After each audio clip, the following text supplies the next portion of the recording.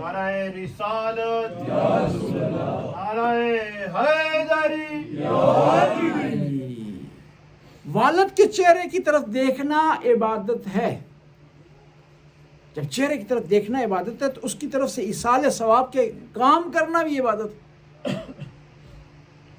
اور یہ کہا گیا ہے کہ جو گھر میں بزرگ ہوتا ہے، والد ہو یا کوئی اور بزرگ ہو، وہ اس طرح جس طرح امت میں ایک نبی ہوتا، جس طرح اس کا کہنا ماننا ضروری ہے، اس کو فالو کرنا ضروری ہے. اور آج اگر آپ اپنے والدین کا احترام کریں گے، کل بچے آپ کا احترام کریں گے. چہرے کی طرف صرف دیکھنا عبادت ہے، ان کو فالو کرنے کا درجہ اس سے بلند ہے، ان کی بات ماننا اس سے بلند ہے. اور آج جو آپ یہاں بیٹھے ہوئے ہیں نا، یہ والدین کی برکت سے. یہ راستہ آپ کو کس نے سکھایا ہے؟ کس نے نوحے کے ذریعے آپ کو لوری دی ہے؟ والدہ نے. دیکھیں، آپ کو اچھا کاروبار سیٹ کر کے دینا تو آپ ہمیشہ اس کے شکر گزار رہتے ہیں، ہمیشہ اس کا شکریہ ادا کرتے ہیں کہ مجھے اس نے روزی پر لگا دیے، روزگار پر لگا دیے. تو والد تو وہ ہے جو آپ کی دنیا کی بھلائی بھی کر رہا ہے اور آخرت کی بھلائی بھی کر رہا ہے. اور والدین وہ ہوتے ہیں جو اپنا سب کچھ قربان کر دیتے ہیں بچے کے لیے. خود سختی برداشت کرتے ہیں، بچے کو آسانی میں رکھتے ہیں. خود بھوکے رہ دیتے ہیں، بچے کو کھلاتے ہیں. خود کام سے لیٹ ہو جاتے ہیں، بچے کے لیے اسکول کا انتظام کرتے ہیں. اور جس دن گھر سے بچہ کھانا لے کر اسکول نہ جائے اپنے ساتھ تو ماں سارا دن پریشان رہتی. کوئی ہے جو ایسا آپ کے لیے پریشان ہو؟ کوئی ہے جو آپ کے لیے اتنی اسٹرگل کرے؟ ایک بادشاہ کے دربار میں باپ اور بیٹا لائے گئے.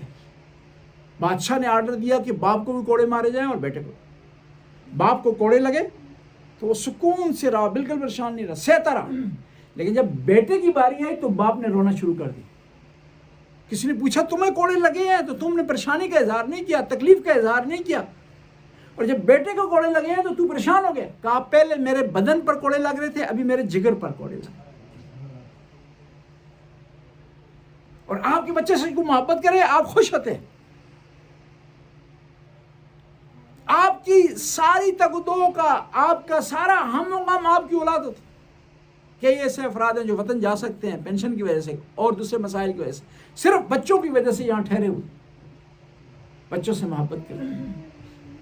لیکن یہ بھی آپ یاد رکھیں، امام حسین وہ ہیں جنہوں نے بچے بھی اسلام پر قربان کر دیے. آپ کی محبت کا، آپ کی تگدو کا، آپ کی جدوجہد، اسٹرگل کا میور آپ کے بچے ہیں. لیکن امام حسین وہ ہیں جنہوں نے اسلام پر بچے بھی قربان کر دیے. دیکھیں، شریعت کا ایک مسئلہ ہے، پرائرٹی کا مسئلہ. دنیاوی لحاظ سے بھی ہوتا ہے. آپ کو دو کام پیش آتے ہیں نا، آپ میں دونوں میں سے ایک کر سکتے ہیں تو وہ جو زیادہ امپورٹنٹ ہوتا ہے اس کو ترجیح دیتے ہیں. آپ جس کی زیادہ اہمیت ہوتی ہے اس کو آپ بجا لاتے ہیں، دوسرے کو چھوڑ جاتے ہیں. وقت کم ہوتا ہے، دونوں کا ٹائم لمیٹڈ ہوتا ہے. شریعت میں بھی ایسا حکم کہ آپ کے سامنے اگر دو چیزیں ڈوب رہی ہیں، ان کو نقصان پہنچ رہا ہے، صرف ایک کو بچا سکتے ہیں تو حکم یہ ہے کہ جو جاندار ہے اس کو بچا لیں، بے جان کو چھوڑ دیں. دونوں کو بچا نہیں سکتے آپ. پھر دونوں جاندار ہیں، ان میں سے حکم یہ ہے کہ جو حلال گوشت ہے اس کو بچا لیں، جو حلال گوشت نہیں ہے اس کو اگر بچا سکتے ہیں دونوں کو بچائیں. لیکن کیوں آپ کے پاس ٹائم، اسٹرگل اور ٹائم آپ کی فرصت، آپ کی طاقت صرف اجازت دیتی ہے ایک کو بچا سکتے. پھر حلال گوشت میں جو زیادہ امپورٹنٹ ہے اس کو بچایا جائے گا. پھر یہ ہے کہ حیوان اور انسان ہے، حکم یہ ہے کہ انسان کو بچا لیں. پھر انسانوں میں سے ایک عالم ہے، اچھا ہے، معاشرے کے لیے مفید ہے، اس کو بچا لیں. کیوں دونوں کو آپ بچا نہیں سکتے. تو امام کے سامنے بھی دو چیزیں تھیں، یا علی اکبر کو بچاتے یا اسلام کو بچاتے، قاسم کو بچاتے یا اسلام کو بچاتے، اون محمد کو بچاتے یا اسلام کو بچاتے، اپنے آپ کو بچاتے یا اسلام کو بچاتے. امام نے ہمیں درس دیا ہے کہ اسلام بچنا چاہیے، قاسم قربان ہو جائے گا. اسلام بچنا چاہیے، علی اکبر قربان ہو جائے گا. اسلام بچنا چاہیے، عباس قربان ہو جائے گا. بھائی بڑا قیمتی ہوتا ہے. کسی آدمی کا عام سا بھائی ہو اس کو بچانے کی کوشش کرتا ہے، لیکن بھائی ہو عباس جیسا، وہ عظیم بھائی کہ جب लाश पर आए हैं इमाम हुसैन क्या फरमाते हैं कि अब्बास, इससे पहले जो तेरी वजह से जो आंख बेगम होकर सोती रही है, इसके बाद बेगम होकर नहीं सो सकेगी तेरी शहादत के बाद, और वो आंख जो अभी तक तेरे डर की वजह से जागती रही है, इसके बाद बेगम होकर सोएगी। ये इस्लाम कीमती है, ये इबादतें कीमती हैं, ये इस्लामिक वैल्यू कीमती हैं। क्यों कीमती हैं? कि इमाम जैसी अजीम हस्ती इस पर कुर्बान हुई है। इमाम की जान मुबारक नबी करीम के बाद और इमाम अली और फातिमा ज़हरा सलाम अलैहा के बाद सबसे कीमती जान है। देखिए, इतनी कीमती जान किसी चीज पर कुर्बान की जा रही है, इसका मतलब है उस चीज की वैल्यू है। देखिए ना, हर चीज की वैल्यू उसकी कीमत पर होती है, जितनी आप पेमेंट करें इतनी उसकी वैल्यू। और इस्लाम की वैल्यू इमाम का खून है। कुर्बानियां तो बड़े लोगों ने दी हैं इससे पहले, लेकिन जो कुर्बानी इमाम हुसैन ने दी वो किसी ने दी थी। आप देखिए हजरत इब्राहिम के वाक़े, मिना का मैदान है, बाप बेटे को कुर्बान करने के लिए जा रहा है। मैदान में पहुंचते हैं तो बेटे ने कहा कि बाबा आप 3 काम करें। किसने कहा? इस्माइल ने। किसको कहा? इब्राहिम को। कहा 3 काम कौन से? कहा पहला ये काम करें कि मेरी मां को इस मैदान से दूर कर दें। मुमकिन है मेरी मां बर्दाश्त ना कर सके मेरी कुर्बानी को। दूसरा काम कौन सा है? कहा बाबा आप बाप हैं, मुझसे मोहब्बत रखते हैं, मुझसे प्यार करते हैं, मुमकिन है आपके हाथ कांप उठे जब छुरी चलाना चाहें, मुमकिन है आप मुझे इस हालत में न देख सकें, अपनी आंखों पर पट्टी बांध लें। मां भी मैदान से दूर हो गई, इब्राहिम ने पट्टी भी बांध ली। का तीसरा ये काम करें कि मेरे हाथ पांव बांध दें। कहा वो क्यों? कहा मैं जवान हूं, मुमकिन है छुरी देखकर घबरा जाऊं, भाग जाऊं और आपकी कुर्बानी पूरी ना हो। हजरत इब्राहिम ने तीनों काम किए। मां को भी मैदान से दूर किया, आंखों पर पट्टी भी बांधी है और बेटे के हाथ पांव भी बांधे हैं कि ये चीजें कहीं देखना रुकावट ना बन जाए, हाथ पांव खुले हो और कहीं रुकावट ना बन जाए कुर्बानी में, मां की मौजूदगी कहीं कुर्बानी में रुकावट ना बन जाए। लेकिन मजलूम करबला, शहीद करबला, करबला का इब्राहिम और इस्माइल ऐसा नहीं कर रहे। मां भी मैदान से दूर नहीं हुई, हाथ पांव भी नहीं बांधे गए, आंखों पर पट्टी भी नहीं बांधी गई, बल्कि जहां तमाम अंबिया करबला को छोड़ के वहां हुसैन खड़े रहे। इससे पता चलता है कि इमाम हुसैन की कितनी बड़ी कुर्बानी है दीन इस्लाम के लिए। मैं अर्ज कर रहा था कि वालिद के चेहरे की तरफ देखने का बड़ा सवाब है, और इसके अलावा हुक्म शरीयत में वालिद के चेहरे की तरफ देखना भी सवाब है, खाना काबा की तरफ देखना भी सवाब है, कुरान को भी देखना सवाब है। हत्ता शरीयत में कहा जाता है कि जो कुरान पढ़ ना सकता हो ना, वो कुरान के सफ़ात गिरदानी करे, सफ़ों को खोले और उनकी ज़ियारत करे, और उंगली से वज़ू के ज़रिए, वज़ू के बाद उंगली के ज़रिए ज़ियारत करे, और लाइनों पर उंगली के ज़रिए, इशारे के ज़रिए ज़हनी तिलावत करे। और कुरान की तरफ देखना भी सवाब है, खाना काबा की तरफ देखना भी सवाब है, और वालिद के चेहरे की तरफ देखना भी सवाब है। एक शख्स पैगंबर की बारगाह में हाजिर हुआ, या रसूल अल्लाह,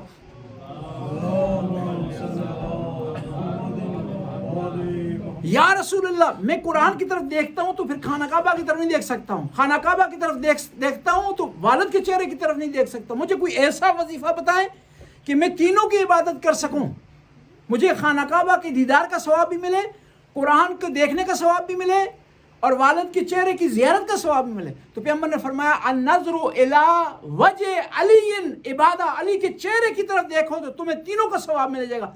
तो पैगंबर से पूछने वाले ने पूछा, ये कैसे हो सकता है? चेहरा एक हो, खाना काबा का सवाब भी मिले, कुरान का भी सवाब मिले, और वालिद के चेहरे की तरफ देखने का सवाब मिले। तो पैगंबर ने इरशाद फरमाया, खाना काबा का सवाब इसलिए मिलेगा क्यों?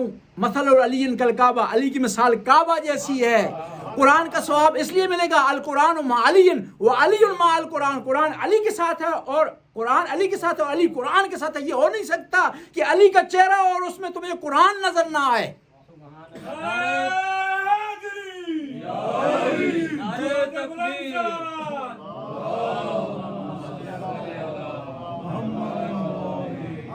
اور تیسرا، جب علی کے چہرے کی طرف دیکھو گے تو تمہیں والد کے چہرے کی طرف دیکھنے کا ثواب ملے گا. کیوں؟ انا و علی، میں اور علی ابوائے ہذ الامہ، اس امت کے باپ ہیں. یعنی جو ایک باپ کسی پر حق رکھتا ہے وہ علی اور محمد اس امت پر حق رکھتے ہیں. میں کل ایک حدیث عرض کی تھی پیغمبر کی آپ خدمت میں کہ پیغمبر نے فرمایا کہ اے علی 3 چیزیں ایسی ہیں جو تو ان میں میرا شریک ہے. اس حدیث کا دوسرا ایسا رہ گیا تھا. کون سی 3 چیزیں ہیں؟ علی تو مجھ شریک ہے میرے ساتھ. الحوض لی وانتا ساقی ہوا، حوض میرا ہے تو پلانے والا ہے. وہ جنت لی وانتا قسیم ہوا، جنت میری ہے تو تقسیم کرنے والا ہے. وہ لواء الحمد، حمد لی وانتا حامل ہوا، لواء الحمد پرچم قیامت کے دن کا وہ میرا ہے تو اٹھانے والا ہے. اور پیغمبر فرماتے ہیں یا علی ثلاثۃ لکا لستو مشارک لکا فیہا، 3 چیزیں ایسی خدا نے تجھے دی ہیں میں بھی ان میں تیرا شریک نہیں ہوں. 3 چیزیں خدا نے تجھے دی ہیں وہ مجھے بھی نہیں دی. کون فرما رہے ہیں؟ محمد مصطفیٰ. زوجتک مثل فاطمہ، فاطمہ سے ایسی زوجہ. یہ شرف خدا نے تجھے دی ہے، محمد کو نہیں ملا یہ شرف. فرماتے ہیں مجھ جیسا خسر خدا نے تجھے دی ہے مجھے نہیں دیا. یہ مقام حاصل ہے امام علیہ السلام. ابنا کا مثل حسن والحسین، حسن و حسین جیسے بیٹے وہ خدا نے تجھے دیے ہیں مجھے نہیں دیے. بیٹے ولادت علی کیا ہوئی ہے؟ بیٹے پیغمبر کے کہلائے. ہم آیت میں پڑھتے ہیں نا قل تعالوا ندعو ابناءنا و ابناءکم و نساءنا و نساءکم و انفسنا و انفسکم. کیا حکم ہوا پیغمبر کو کہ لے آؤ اپنی خواتین کو، لے آؤ اپنے بیٹوں کو. حکم ہوا اپنے بیٹوں کو لے آؤ. لے گئے میدان میں کس کے بیٹے کے؟ علی کے بیٹوں کو، حسن اور حسین کو. اور مستند روایت ہے کہ جس وقت میدان میں حسن اور حسین کو پیغمبر پاک لے گئے ہیں اس وقت پیغمبر کا سگا بیٹا، صلبی بیٹا، حقیقی بیٹا ابراہیم زندہ تھا. اور ابراہیم اتنا بڑا مقام رکھتے تھے، پیغمبر نے ارشاد فرمایا لو عاشا ابراہیم لکان صدیقا نبیہ، کہ ابراہیم زندہ رہ جاتا صدیق ہوتا اور نبی ہوتا. خدا کا بنایا وہ صدیق، دنیا کا بنایا وہ صدیق نہیں، خدا کا بنایا وہ صدیق. لیکن میدان میں نہیں لائے. اب سوال یہ پیدا ہوتا ہے کہ محمد مصطفیٰ ابراہیم کو نہیں لائے، حسن اور حسین کو لے آئے مبائلہ کے میدان. محمد مصطفیٰ کی 2 حیثیتیں ہیں، ایک ذاتی حیثیت ہے اور ایک پوسٹ مقام کی حیثیت ہے.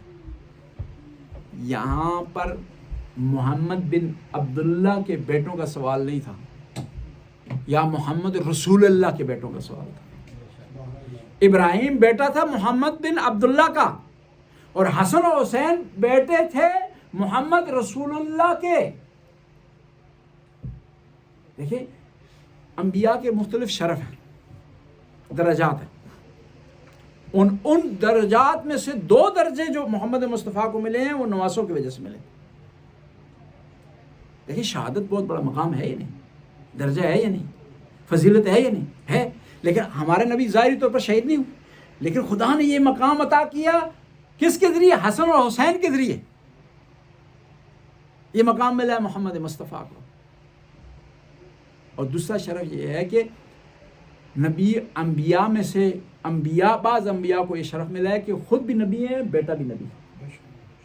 ابراہیم نبی ہیں، بیٹا کون سا ہے؟ اسماعیل و اسحاق دونوں نبی. زکریا نبی ہیں جی، بیٹا یحییٰ نبی ہے. یعقوب نبی ہیں جی، بیٹا کون سا ہے جی؟ یوسف نبی ہے. یہ شرف محمد مصطفیٰ کو بھی خدا نے دیا حسن اور حسین کے ذریعے. صرف فرق اتنا ہے کہ یہاں نبوت ہے وہاں امامت ہے، لیکن معجزے میں سیم ہے، علم غیب میں سیم ہے، عصمت میں سیم ہے. ہم اپنے امام کے لیے 3 خصوصیات کے قائل ہیں، بلکہ قرآن نے کہا ہے پہلی خصوصیت ہے کہ امام معصوم ہونا چاہیے. دوسری خصوصیت ہے کہ اس کے پاس علم غیب ہونا چاہیے. تیسری خصوصیت اس کے پاس معجزہ ہونا چاہیے، تب امام کہلائے گا. اور یہ تینوں خصوصیات نبی میں بھی ہوتی. اور کل بھی میں عرض کر رہا تھا کہ نبوت کی جو عصمت ہے اس کی دو قسمیں. ایک عصمت صغرا ہے، دوسری عصمت کبرا ہے. یا آسان کر دوں، بڑی عصمت اور چھوٹی، پاورفل عصمت اور تھوڑی سی دوسرے درجے کی عصمت. تمام انبیاء کو خدا نے عصمت سے نوازا ہے، لیکن عصمت صغرا سے. 14 معصوم کو خدا نے عصمت دی ہے، عصمت کبرا. اب فرق کیا ہے عصمت صغرا اور عصمت کبرا میں؟ عصمت صغرا وہ ہے جس میں ترک اولا کا امکان ہے. بلکہ قرآن نے تو عصا کا لفظ استعمال کیا ہے. جی ہم تھوڑا سا گھبرا جاتے ہیں اور احتیاط سے کہتے ہیں ترک اولا. قرآن نے کہا عصا آدم ربہ وغوا، کہ آدم نے اپنے رب کا عصیان کیا. قرآن کے الفاظ، لیکن ہم کہتے ہیں ترک اولا ہے کیونکہ نبی کے لیے معصوم ہونا ضروری ہے. یعنی ترک اولا کا امکان ہے. جہاں ترک اولا کا امکان ہو عصمت کے باوجود وہ عصمت صغرا کہلاتی ہے. جہاں ترک اولا کا امکان بھی نہ ہو وہ عصمت کبرا کہلاتی ہے. اس لیے تو امام علی سے کسی نے پوچھا کہ یا علی آپ افضل ہیں حضرت آدم افضل ہیں؟ کہا میں افضل ہوں. کہا کس بنیاد پر؟ فرمانے لگے کہ حضرت آدم نے ترک اولا کیا، میں نے ترک اولا نہیں کیا. کہا اور کیا وجہ ہے؟ کہا منع خدا نے آدم کو کیا تھا کہ گندم نہ کھائیں، منع ان کو کیا، لیکن میں منع ہو گیا ہوں، ساری زندگی گندم نہیں کھائی. پھر کہا کہ آپ بتاتے ہیں کہ آپ افضل ہیں، آپ بتائیں کہ آپ افضل ہیں یا حضرت نوح افضل ہیں؟ کہا میں افضل ہوں. کہا کیا بنیاد ہے؟ کہا تبلیغ کی حضرت نوح نے اسٹرگل کی کوشش کی، آخر میں دعا کر دی. میں نے اسٹرگل کی کوشش کی، امت نے تنگ کیا، میرے گھر کو آگ لگائی، میرے بیٹے کو شہید کیا، لیکن میں نے بددعا تک نہیں. کہا بتائیں کہ آپ افضل ہیں یا موسیٰ علیہ السلام افضل ہیں؟ کہا میں افضل ہوں. کہا کیا بنیاد ہے، دلیل کیا ہے؟ کہا خدا نے حکم دیا کہ موسیٰ جاؤ فرعون کو تبلیغ کرو. تو موسیٰ جانے سے گھبرا رہے تھے. کہا لہو علیہ ذنب اخاف ان یقتلونی، انہوں نے مجھ پر ایک تہمت لگائی ہے، میں ڈر رہا ہوں مجھے کہیں قتل نہ کر دیں. کس نے کہا؟ جی حضرت موسیٰ نے.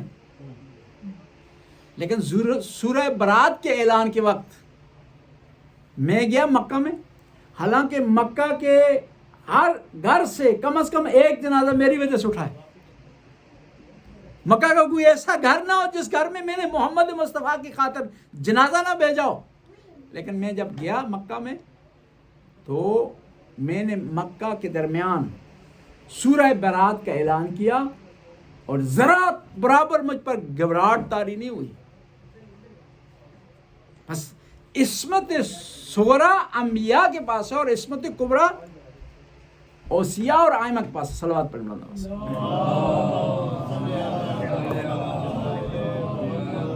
باری دیگر صلوات.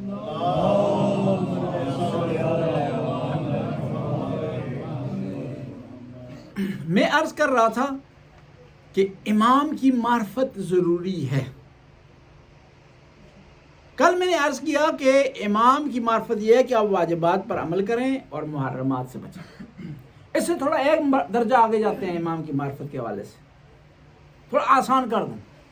امام کی معرفت یہ ہے کہ امام کے مزاج کو جاننا، جاننے کے بعد اس پر عمل کرنا. دیکھیں آپ کسی کے زیادہ مانوس ہوتے ہیں نا تو اس کی آداب اطوار، اس کے اٹھنے، اس کے بیٹھنے، اس کے مزاج سے واقف ہو جاتے ہیں. اور اس سے زیادہ جب محبت کر رہے ہوتے ہیں تو اس کے مزاج کے خلاف کوئی کام نہیں کرتے آپ. اور وہ ضروری نہیں ہوتا کہ وہ آپ کو بتائے کہ یہ کام کرو یا نہ کرو، بلکہ آپ اس کے معرفت حاصل کرتے ہیں، اس سے مزاج سے آشنا ہوتے ہیں، اس مزاج کو اڈاپٹ کرنے کی کوشش کرتے ہیں، اس کے مطابق چلنے کی کوشش کرتے ہیں. امام کی معرفت بھی یہی ہے کہ آپ نے کیا کرنا ہے؟ امام کے مزاج سے واقف ہونا ہے. آپ کہیں گے ہم نے امام کو دیکھا نہیں ہے، کس طرح مزاج سے واقف ہونا ہے؟ ہم تو آئمہ کے زمانے میں نہیں تھے مزاج سے واقف ہونا. وہ تو اباب نے تغلق ایسا کر سکتا تھا، مسلم محمد بن مسلم کر سکتا تھا، زرارہ ایسا کر سکتا تھا، میثم تمار ایسا کر سکتا تھا، ابو ذر ایسا کر سکتا تھا، کیونکہ آئمہ کے زمانے میں تھا. جواب یہ کہ آپ آئمہ کے زمانے میں نہیں ہیں لیکن ان کے آثار آپ کے پاس موجود ہیں، کافی کی صورت میں موجود ہیں، تہذیب کی صورت میں موجود ہیں، من لا یعذر الفقیہ کی صورت میں موجود ہیں، استفسار کی صورت میں موجود ہیں. تو آپ کہیں گے تو ہمیں عربی نہیں آتی، ہم ان احادیث کو پڑھ نہیں سکتے، ان کے موقع و مال کو نہیں جان سکتے، ان میں جو اسٹرانگ احادیث ہیں ان کو نہیں جان سکتے، ان میں تو اس کا جواب یہ ہوگا کہ آپ جب ایسا نہیں کر سکتے تو آپ ایسے آدمی کی طرف رجوع کریں جو ان چیزوں کو جانتا ہے. فَاسْأَلُوا أَهْلَ الذِّكْرِ إِن كُنتُمْ لَا تَعْلَمُونَ.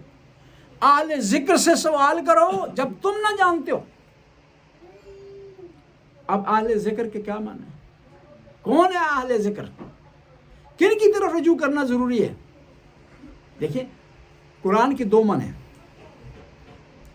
قرآن کی آیت جس موقع محل کے مطابق نازل ہوئی ہے، ایک معنی اس کے موقع و محل کے مطابق ہے، اور ایک معنی اس کا جرنل ہے، کیونکہ قرآن محدود نہیں ہے. موقع پر نازل ہوا ہے لیکن محدود نہیں ہے موقع کے ساتھ، بلکہ ہمیشہ کے لیے. مثلا مثال کے ذریعے یاد کرو، پیغمبر گرامی مکہ میں داخل ہوئے، وہ آدمی جس کے پاس چابیاں تھی خانہ کعبہ کی، چابیاں آپ نے لی، اس کھولا، صفائی کی، بتوں کو ہٹایا. اب پیغمبر کے پاس چابیاں باقی رہ گئی تھی. خدا کی طرف حکم ہے ان تعدوا الامانات الی اہلہا، اے نبی جس سے تو نے امانت لی اس سے طرف امانت کو پلٹا دے. یہ آیت اس موقع کی مناسبت سے ہے، لیکن یہ ہے کہ یہ ہمیں بتا رہی ہے کہ جو بھی کوئی کسی سے امانت لے اس کے لیے ضروری ہے کہ امانت کو پلٹا دے، اس امانت کی حفاظت کرے. فَاسْأَلُوا أَهْلَ الذِّكْرِ، اس کا بھی ایک بیک گراؤنڈ ہے، اس کے تین معنی بنتے. پہلا معنی اس کا یہ کہ مکہ کے کفار آئے پیغمبر کی خدمت میں، آ کر کہنے لگے یا رسول اللہ، آپ کہتے ہیں کہ اے محمد بن عبداللہ، یا رسول اللہ تو نہیں کہتے تھے، اے محمد بن عبداللہ، آپ کہتے ہیں کہ آپ کا نام تورات میں آیا، انجیل میں آیا، تو ہم تو پڑھ نہیں سکتے تورات کے انجیل کو، ہم تو ان پڑھ ہیں، یہ ہمارے لیے حجت نہیں ہو سکتی چیز. قرآن کی آیت نازل ہوئی کہ تم نہیں پڑھ سکتے ہو لیکن یہودی جو پڑھ سکتے ہیں ان سے پوچھو جا کر. فَاسْأَلُوا، سوال کرو، اہل الذکر، اہل کتاب سے. ذکر کا معنی کتاب. قرآن میں اِنَّا نَحْنُ نَزَّلْنَا الذِّکْرَ، ہم نے اس کتاب کو نازل کیا ہے، وَإِنَّا لَهُ لَحَافِظُونَ، اور ہم اس کی حفاظت کرنے والے. ذکر کا معنی کتاب. تم اگر نہیں جانتے ہو، پڑھے لکھے نہیں ہو، سمجھدار نہیں ہو، پڑھ نہیں سکتے ہو، تو ان افراد کی طرف رجوع کرو جو پڑھے لکھے ہیں. فَاسْأَلُوا أَهْلَ الذِّکْرِ، سوال کرو ان سے کہ جو اہل ذکر ہیں. ان کنتم لا تعلمون. اس کا آیت کا ایک معنی بن گیا یہ کہ موقع یہ تھا کہ کس نے سوال کرنا ہے؟ کفار مکہ نے. کس سے سوال کرنا ہے؟ یہودیوں سے. دوسرا اس کا معنی ایک اور بنتا ہے، وہ عام معنی ہے، ہم خصوصیات کو سائڈ پر رکھتے ہیں، مکہ اور مدینہ سے باہر آ جاتے ہیں. قرآن نے کیا کیا کہ ہر ان پڑھ کو چاہیے کہ پڑھے لکھے کی طرف رجوع کرے. مکہ والوں کو کیوں کہا کہ وہ ان پڑھ تھے؟ یہودیوں کی طرف رجوع کرنے کا کیوں کہا؟ کیونکہ وہ پڑھے لکھے تھے. بس قرآن نے کہا کہ ہر ان پڑھ کو چاہیے پڑھے لکھے کی طرف رجوع کرے. اور اسی آیت سے اجتہاد و تقلید کا معنی نکلتا ہے. آپ اگر امام کے کلام تک نہیں پہنچ سکتے، اس کو نہیں جان سکتے، جانیں گے نہیں تو کس طرح فالو کریں گے؟ پھر بھی ضروری ہے کہ آپ مجتہدین کی طرف رجوع کریں، تقلید کو اپنائیں، مجتہد کو فالو کریں. اور یہ آپ کے لیے آسانی ہے، آپ بری الذمہ ہو جائیں گے جب کسی ایک مجتہد کو فالو کریں گے. آپ سے ذمہ داری ہٹ جائے گی.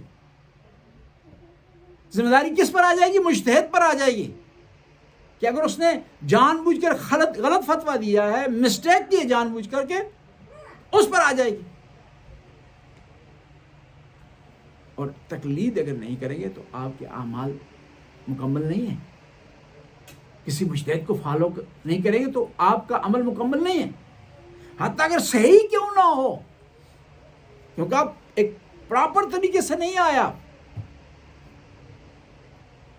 وہ اسی طرح کہ لائسنس لیے بغیر کتنی آپ لمٹ پہ سپیڈ چلائیں پھر بھی آپ پر جرمانہ ہوگا کہ لائسنس نہیں لیا آپ نے، اب تھرو پراپر چینل سے نہیں آئے۔ اور اس آیت کا ایک تیسرا معنی بنتا ہے، وہ تیسرا معنی یہ ہے فَاسْأَلُوا أَهْلَ الذِّكْرِ إِن كُنتُمْ لَا تَعْلَمُونَ، تم اہل ذکر سے سوال کرو جب تو نہ جانتے ہو۔ حدیث میں ہے، امام جعفر صادق ارشاد فرماتے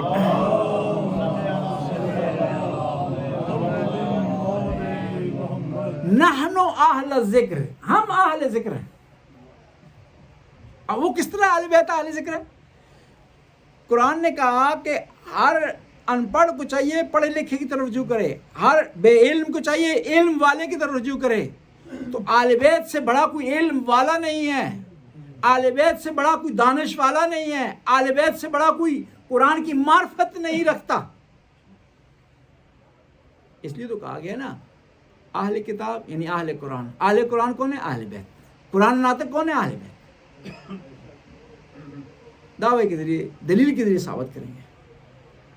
قرآن کی مختلف آیات نے دعویٰ کیا ہے جی۔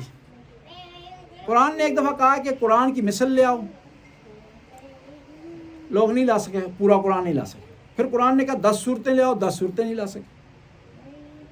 پھر قرآن نے کہا کوئی ایک صورت قرآن کی صورت جیسی صورت لے آؤ، نہیں لا سکے۔ ان کنتم فی ریب مما نزلنا علی عبدنا فأتوا بسورۃ من مثلہ۔ اور آل بیت قرآن کے ہم پلہ ہیں۔ جس طرح قرآن کا دعویٰ ہے نا، ہم بھی دعویٰ کر رہے ہیں کہ تم 14 معصومین جیسے 14 معصومین لے آؤ، اگر وہ نہیں لا سکتے تو 12 اماموں جیسے 12 امام لے آؤ، اگر وہ نہیں لا سکتے ہو تو پنجتن پاک جیسے 5 شخصیات لے آؤ، اگر پنجتن پاک جیسی 5 شخصیات نہیں لا سکتے ہو تو کم از کم ایک حسین جیسا کوئی لے آؤ۔ کبھی کوئی نہ لا سکا اور نہ لا سکے گا۔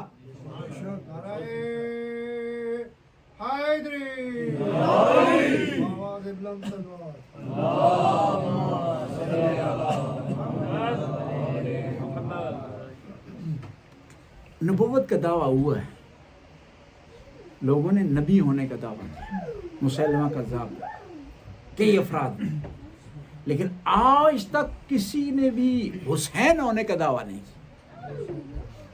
حسین ہونے کا دعویٰ کسی نے نہیں کیا۔ نبی ہونے کا بہت سے افراد نے دعویٰ کیا، عام امام ہونے کا بھی بہت سے افراد نے دعویٰ کیا، لیکن حسین ہونے کا دعویٰ کسی نے نہیں کیا۔ اس کا مطلب یہ ہے کہ جو خدا نے عظمت حسین کو دی ہے اس کے ساتھ برابری کا کوئی دعویٰ نہ کر سکا اور نہ کر سکے گا۔ بس امام کی معرفت ضروری ہے، اور آپ کے عمل سے ظاہر ہو کہ امام کی معرفت کیا ہے۔ امام کی معرفت تب حاصل ہوگی کہ جب آپ ائمہ اطہار کہ جو آثار ہیں، ان کا جو ورک ہے، ان کی جو احادیث ہیں، ان کا مطالعہ ہے۔ اہل سنت کے بچے کو پتا ہے کہ ان کی کتنی حدیث کی کتابیں، ہمارے بچوں کو علم نہیں۔ اہل سنت کے بچوں کو پتا ہے کہ ان کے ہاں احادیث کا کیا مقام ہے، کیا منزلت ہے، کیا ڈیفینیشن ہے اس کی۔ اور یہ بھی آپ یاد رکھیں کہ ہمارے یہاں جو حدیث کی ڈیفینیشن ہے اہل سنت سے تھوڑی مختلف ہے۔ اہل سنت نبی کریم اور اصحاب کرام کے قول کو، ان کے عمل کو اور ان کی تائید کو حدیث کہتے ہیں، لیکن ہم اس کی تاریخ تھوڑی مختلف کرتے ہیں حدیث کی۔ 14 معصومین کا کلام، 14 معصومین کا عمل، 14 معصومین کی تائید حدیث کہلاتی ہے۔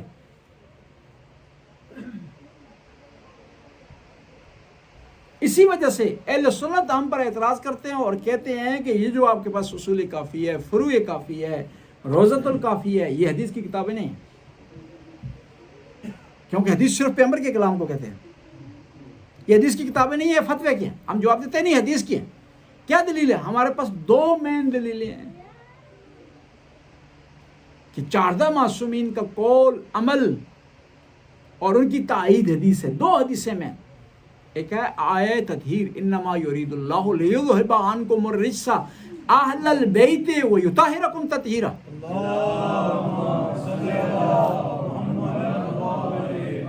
اور یہ آیت قرآن کی ایک دوسری آیت جو پیغمبر کے بارے میں یہ معنی میں سیم ہے دونوں. وما ينطق عن الهوى ان هو الا وحی یوحی کہ میرا نبی خدا کے حکم کے بغیر بات نہیں کرتا ہے. اس کا اور آیت تطہیر کا سیم معنی ہے معنی کے لحاظ.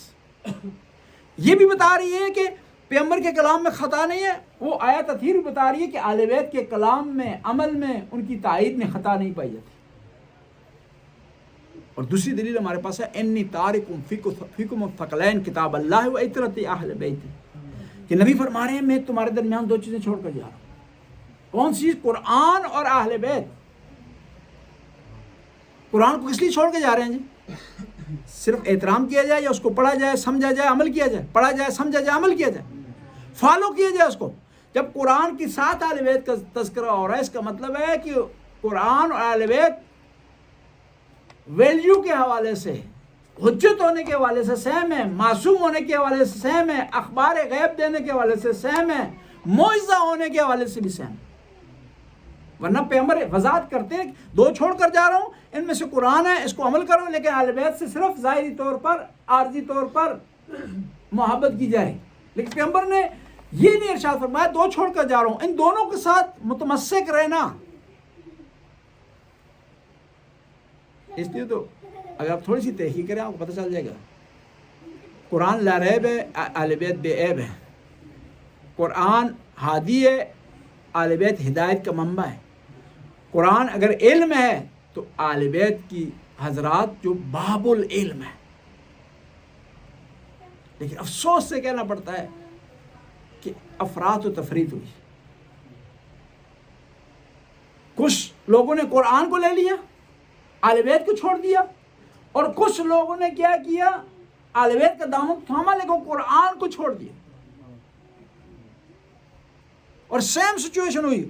اور جنہوں نے قرآن کو بھی لیا صرف حفظ کرنے تک لیا, صرف خوبصورت قرات کرنے تک لیا, صرف اس کو نماز پڑھنے تک لیا, اس پر عمل نہیں کیا. اگر عمل کرتے تو نواسہ رسول کو میدان کربلا میں شہید نہ کرتے. اور جنہوں نے اہل بیت کو لیا انہوں نے بھی یہاں تک ہی آگر روک کے اہل بیت کو فالو نہیں کیا. وہاں حافظ تھے اس طرف ذاکر آ گئے. جس طرح وہ حافظ صرف قرآن کو رٹ رہے تھے یہاں پر بھی صرف وہ قصیدہ بیان کر رہے تھے اور ان کو داد مل رہی تھی یا ان کو پیسے مل رہے تھے یا پیسے مل رہے. وہ بھی فخر کرتے تھے ہم حافظ قرآن ہیں. لیکن جب بات آتی تھی کہ بتاؤ کہ یہ قرآن تم حفظ کیا ہوا ہے یہ انما یرید اللہ لیذھب عنکم الرجس اہل البیت ویطہرکم تطہیرا, کس کے بارے میں تو پتہ نہیں ہوتا.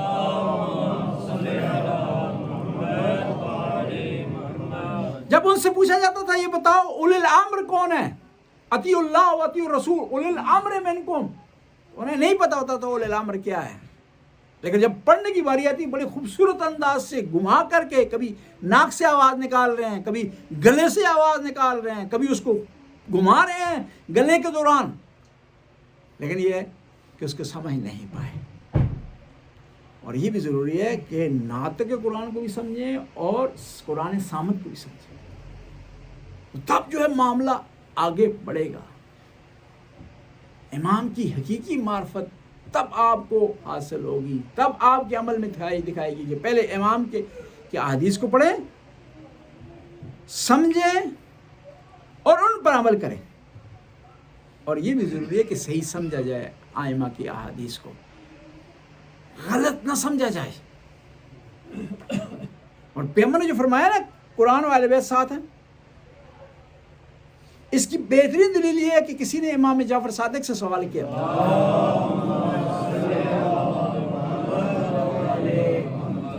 کہ سوال کیا امام جعفر صادق سے کہ بعض احادیث کی آپ کی احادیث ہم تک پہنچتی ہیں, ہمیں پتہ نہیں چلتا کہ یہ صحیح ہیں آپ کی طرف سے آئی ہیں یا نہیں آئی. تو امام نے فرمایا کہ ہماری احادیث کو قرآن پر پرکھو, خذوا ما وافق کتاب اللہ, جو قرآن سے موافقت رکھتی اسے لے لو, واضربوا ما خالف کتاب اللہ, وہ حدیث جو کہ قرآن کے مخالف ہو اسے دیوار پر دے مارو. بہترین معیار دے دیا, یہ بتا دیا کہ قرآن ہمارے ساتھ ہے اور ہم قرآن کے ساتھ ہیں. کبھی ایک دوسرے سے جدا نہیں ہے. بس امام کی معرفت اگر آپ نے حاصل کرنی ہے تو امام کے مزاج سے جانا. اور امام کا مزاج قرآن کے مخالف نہیں ہے. جب آپ قرآن کو پڑھیں گے صحیح معنوں میں تو امام کی معرفت بھی آپ کو حاصل ہو جائے گی. اور جب بھی کوئی مشکل پیش آئے آپ کو نا تو اپنے امام کی طرف رجوع کریں, اور خاص طور پر وقت کے امام کی طرف. جب آپ کے دل میں تڑپ ہوگی نا, محبت ہوگی, معرفت کے دروازے کھل جائیں گے. اور اس میں پڑھا لکھا ہونا شرط نہیں ہے, دینی اور دنیاوی علم کی انتہا شرط نہیں ہے, صرف دل آپ کا امام کی طرف ہو تو آپ کے دل سے معرفت کے چشمے پھوٹ ہوتے ہیں. مسلم بھی عرض کر رہا تھا کہ مدینے میں بہت پڑھے لکھے لوگ تھے لیکن امام کا ساتھ انہوں نے نہیں دیا. اس کے مقابلے میں کچھ ایسے لوگ تھے جو غلام تھے. ظاہر ہے غلام کو کون پڑھنے دیتا تھا اس زمانے میں؟ حضرت ابو ذر کے غلام ہیں جون. لیکن ان پڑھے لکھے فقہاء سے آگے نکل کے جو مدینہ میں رہے, امام کا ساتھ نہیں دیا انہیں. اور ہم ہمیشہ دعا کرتے ہیں اپنے وقت کے امام کے آنے کے لیے, کرنی بھی چاہیے ہم. لیکن جب تک دل سے دعا نہیں کریں گے اور اس دعا کے ساتھ عمل نہیں کریں گے تو ہم کبھی بھی امام کی معرفت حاصل نہیں کر سکتے, اور کبھی بھی منتظران ظہور میں سے قرار نہیں پائیں گے. ہم ہمیشہ دعا کرتے ہیں تعجیل ظہور امام زمانہ عجل اللہ فرجہ بلندر صلوات.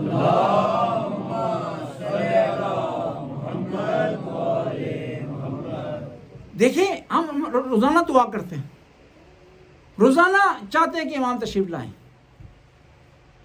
اور کہتے ہیں امام آئیں عدل کریں. اور اس سے پہلے بھی کچھ لوگ تھے جو امام علی کا انتظار کر رہے تھے, طلحہ اور زبیر, دو جلیل القدر صحابی ہیں. اور یہ وہ لوگ تھے جنہوں نے آل بیت کی خاطر تلوار اٹھائی ہے, امام علی کی خلافت کا انتظار کر رہے تھے. انہوں نے دشمنیاں برداشت کی ہیں اہل بیت کی خاطر, سختیاں برداشت کی ہیں, دعا کرتے رہے ہیں, انتظار کرتے رہے ہیں. اور سب سے پہلے بیعت کرنے والا زبیر تھا امام علی کے ہاتھ, اور اس کا ہاتھ یہ شل تھا. جب اس نے ہاتھ دیا امام علی کی تو لوگوں نے کہا کہ شل آدمی کے ہاتھ سے بیعت کی ابتدا ہو رہی ہے تو پتہ نہیں اس کا انجام کیا ہوگا. لیکن جب امام آیا, امام عادل, اس کے یہاں رشتہ داری تو نہیں ہے نا, اس نے تو سب کے لیے عدل قائم کرنا ہے. یہ نہیں ہے کہ دوست اس کو چھوڑ دے, یہ چاہنے والا ہے, یہ محبت کرنے والا ہے, یہ نعرے لگانے والا ہے, مجلس میں آنے والا ہے, یہ عزادار ہے. امام عادل نے سب کے لیے عدل کرنا ہے. امام عادل نے جب عدل شروع کیا نا تو سب سے پہلے زبیر بھاگے, امام کا ساتھ چھوڑ دیا اس نے. یعنی یہ وہ لوگ تھے جو محبت کا دعویٰ کر رہے تھے لیکن شیعہ نہیں تھے, میدان سے پیچھے ہٹ گئے. کہ ایسا نہ ہو کہ ہم بھی محبت کا دعویٰ کرتے ہیں, ہم بھی روزانہ آنے کی دعا کرتے ہیں, اور جب امام کا وقت ہے امام عدل کریں, ہم پر نافذ و عدل کے آؤ حساب دو, کتنی نمازیں تم نے پڑھی, کتنی ریاکاری انہوں نے تھی, خمس کتنی دفعہ دیا ہے, امام علیہ السلام کی بارگاہ میں کتنی دفعہ امام کے ظہور کے لیے خلوص سے دعا کی ہے. اور پھر امام کی بارگاہ سے بھاگنے کی گنجائش نہیں ہے. امام تو دل کا حال جانتا ہے. یہ دنیاوی عدالتوں میں جھوٹی گواہی پیش کر کے ہم بچ سکتے ہیں, اپنے آپ کو بچا سکتے ہیں, لیکن امام کی بارگاہ سے نہیں بچا سکتے. امام نے جب عدل کیا تو کہیں ایسا نہ ہو کہ امام کے عدل کے سامنے ہم نہ ٹھہر سکیں, کیونکہ وہاں عمل میں معیار ہوگا, دوستی رشتہ داری تعلقات معیار نہیں ہے. حالانکہ زبیر وہ آدمی ہے جب اس کی لاش پر گئے مولا امیر المومنین تلوار کو اٹھا کر افسوس سے ارشاد فرمایا, افسوس ہے وہ تلوار جو میرے نبی کے چہرے سے غبار غم دور کیا کرتی تھی, آج میرے مقابلے میں آ گئی. ہم بھی اپنے آپ کو محب کہتے ہیں, اہل بیت کا ماننے والا کہتے ہیں, اہل بیت کے لیے جانثاری کرنے والا کہتے ہیں اپنے آپ. دیکھنا یہ ہے کہ یہ جانثاری, یہ محبت آیا اس معیار پر اتر رہی ہے جو اہل بیت نے مقرر کیا, یا ہم نے اپنا ایک معیار بنا لیا. اپنا اگر معیار بنایا تو وہ فائدہ نہیں دے گا. وہ آپ کے لیے مفید نہیں ہو سکتا. ہم مجلس عزا میں بیٹھے ہوئے ہیں، آج حسین سے وعدہ کرنے کے لیے آئے، حسین کی بارگاہ میں یہ وعدہ دینے کے لیے آئے ہیں. دیکھیے امام حسین کو ذاتی کسی سے دشمنی نہیں. امام کی اگر یزید سے مخالفت ہے، عمل کی، یزید کی ذات سے، اس کے آباء و اجداد سے، اس کی ذات بے حیثی ذات، اس سے کوئی لینا دینا نہیں ہے. کیوں مخالفت ہے؟ کہ وہ شارب الخمر قاتل نفس المحترمہ، کہ وہ ظلم کرنے والا ہے، زیادتی کرنے والا ہے، وہ حرام کھانے والا ہے. امام حسین میدان کربلا میں پہنچے تو آواز دی کہ تم مجھے کیوں شہید کرنا چاہتے ہو؟ جواب نہیں آیا.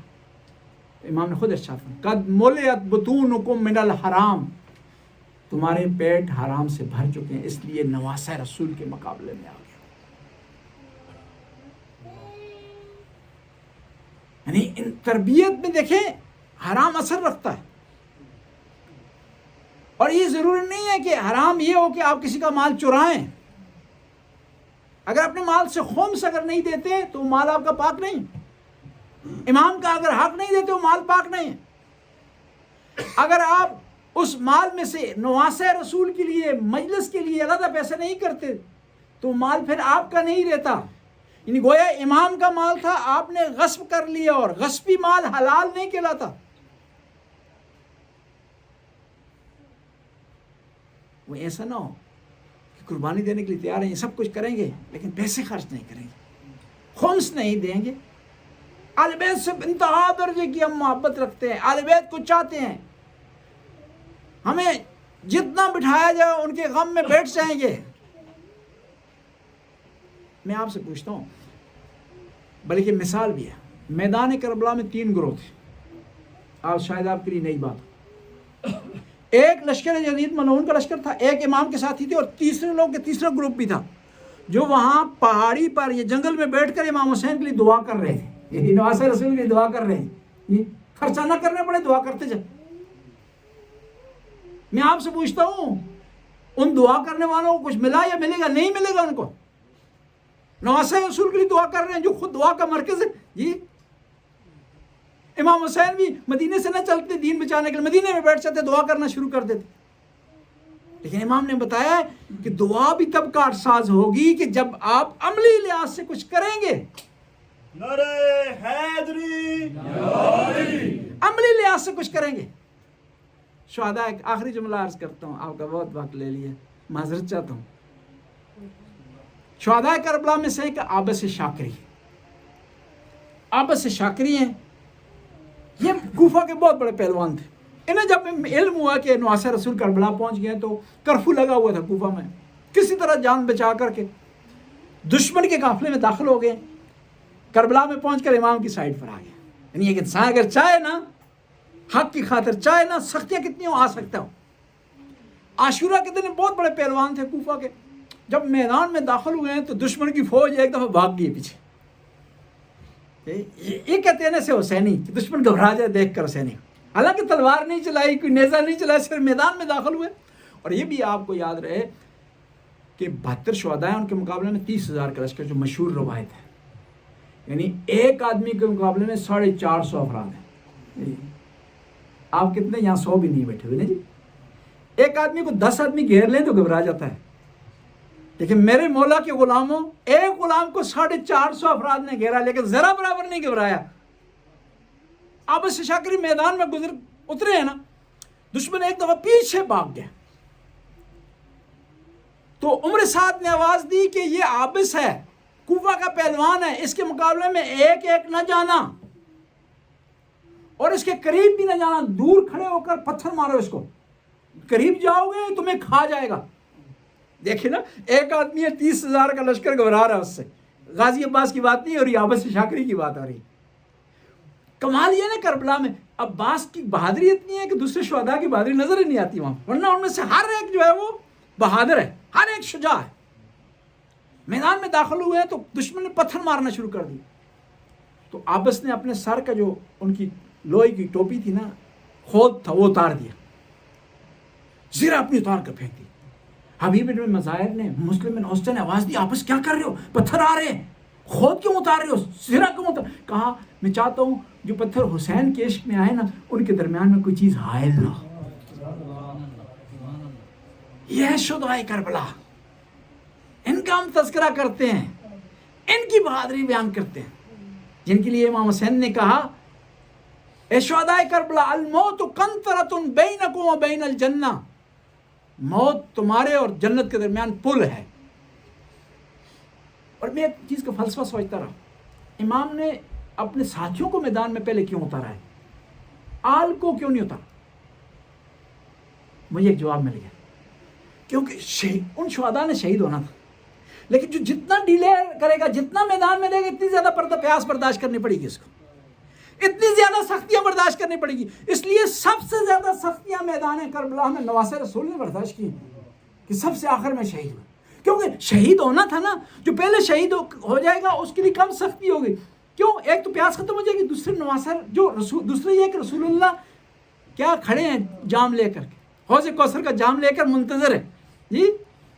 इसलिए नवासा रसूल ने अपने साथियों को पहले मैदान में उतारा। आज 3 मुहर्रम है और अक्सर औकात 3 मुहर्रम को तज़किरा किया जाता है मुस्लिम बिन अकील के मजलूम बच्चों का। जब मुस्लिम बिन अकील चल रहे थे ना, मक्का से मदीने आए हैं, तो जोजा ने क्या किया है, ये बात रवायत कहती है कि मक्का से जुदाई हुई है जोजा से, तो जोजा ने 2 बेटों को हमरा कर दिया और बेटे माँ के पास आए तो कहा है माँ ने, बेटो बाप के साथ तुम जा रहे हो, बाबा का ख्याल रखना, मुश्किलात में साथ देना, तंग न करना बाबा को। फिर ये 2 बच्चे अपनी बहनों के पास आए। भाई बहन की से जब रुखसत होता है तो मैंने फरमाइश करती हैं कि हमारे लिए भैया ये लाना, ये चीज़ लाना है। सारी बातें नोट की इन बच्चों ने, मुस्लिम बिन अकील के साथ रवाना हो गए और इन बच्चों ने मुख्तलिफ मनाजर देखे। वो वक्त भी देखा जब 18,000 अफराद मुस्लिम बिन अकील की इक्तदा में नमाज पढ़ रहे थे। वो वक्त भी बच्चों ने देखा जब ये 18,000 अफराद 18 अफराद में तब्दील हो गए। फिर बच्चों ने ये वक्त भी देखा ये 18 में से सिर्फ 3 अफराद रह गए।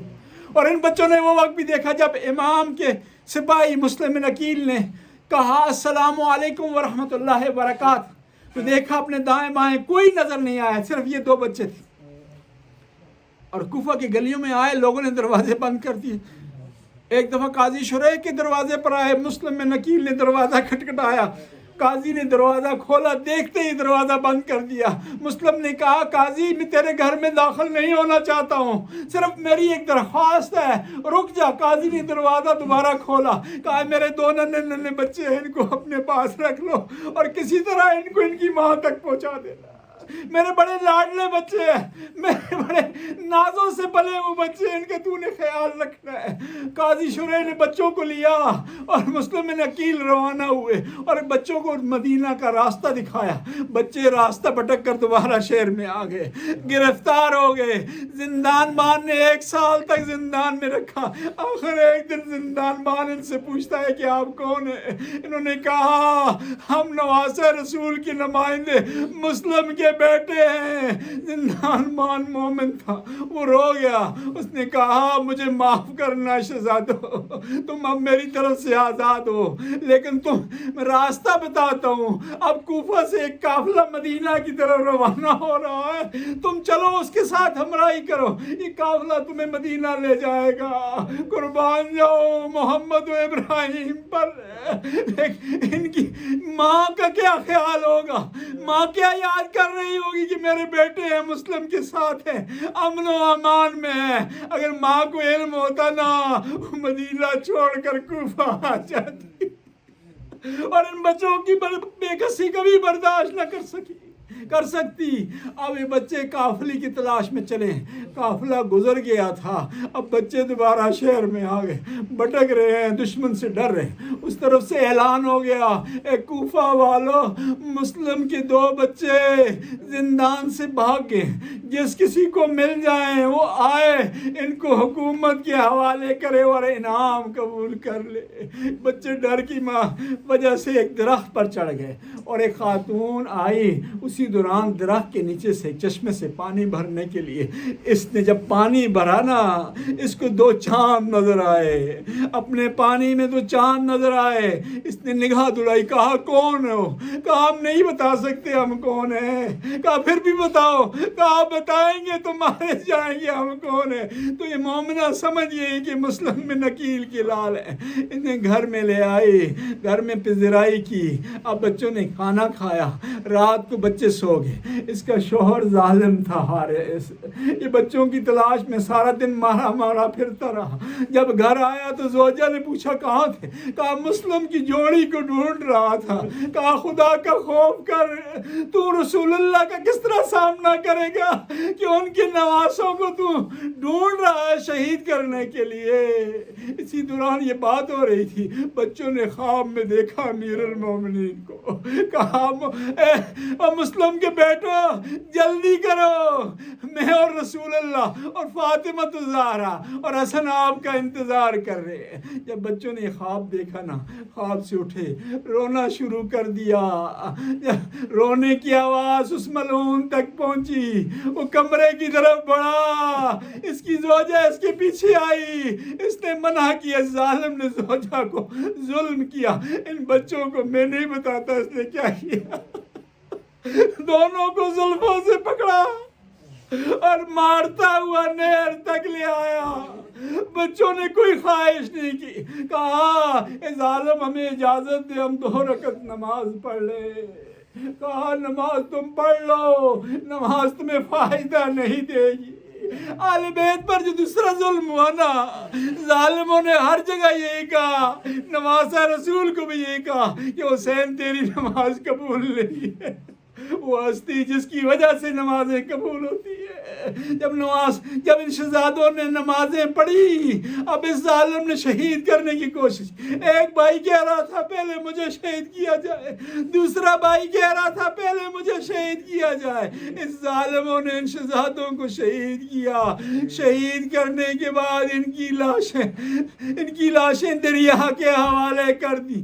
علیحدہ کی تھی, لیکن جب دریا میں پہنچی تو ایک دوسرے کے ساتھ مل گئی. ایسے میں معلوم ہو رہا تھا کہ یہ 2 شہید نہیں ہیں, ایک شہید. لعنت اللہ قوم الظالمین. فسیعلم الذین ینقلبون ینقلبون. خدا اس قلیل سی حاضری کو قبول و منظور فرما, ہمارے گناہوں سے درگزر فرما, نیک کام کرنے کی توفیق عطا فرما, برائیوں سے محفوظ رہنے کی توفیق عطا فرما. یا اللہ تو غفور رحیم, صحیح معنوں میں عزا منانے کی توفیق عطا فرما, امام کی معرفت حاصل کرنے کی توفیق عطا فرما. یا اللہ جو باتیں ہم نے کی ان پر ہمیں عمل کرنے کی توفیق عطا فرما. یا اللہ تو غفور رحیم ہے, اس مرکز کو جو مومنین مومنات چلا رہے ہیں یا خدمت کر رہے ہیں ان کی توفیقات میں اضافہ فرما. جو حاضرین تشریف فرما ان کی حاضری کو قبول فرما. یا اللہ اس وقت پوری دنیا میں عزاداران امام حسین عزاداری کر رہے ہیں, مجلسوں کی صورت میں, جلوسوں کی صورت میں. یا اللہ ان کی اس عزاداری کو قبول فرما اور عزاداروں کی حفاظت فرما. یا اللہ تو غفور رحیم, رحم کرنے والا ہے, کرم کرنے والا. زمانے کے امام کے ظہور میں تعجیل فرما, ہمیں امام کے انصار میں سے قرار دے. ربنا آتنا فی الدنیا حسنہ وفی الآخرۃ حسنہ وقنا عذاب النار. اللہم صلی علی ماتم حسین. یا حسین یا حسین